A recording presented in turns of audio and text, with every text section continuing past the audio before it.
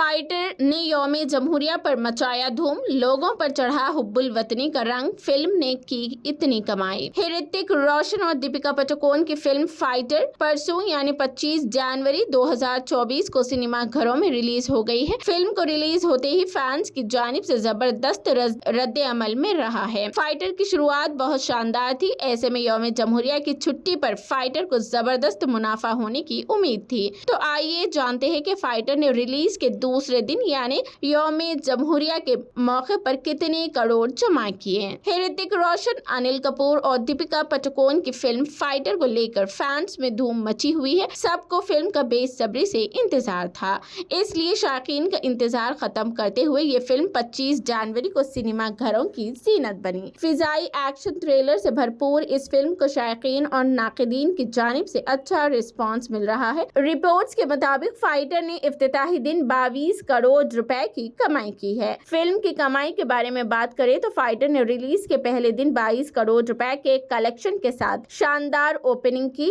अब फिल्म के रिलीज के दूसरे दिन इब्तिदाई कमाई के आदाद-ओ-शुमार आ गए हैं। रिपोर्ट्स की इब्तिदाई ट्रेडिंग रिपोर्ट के मुताबिक फाइटर ने फिलहाल 5 करोड़ 3 लाख रुपए जमा किए हैं। उसके साथ ही फाइटर का 2 दिन का कलेक्शन 27 करोड़ 3 लाख रुपए तक पहुंच गया है।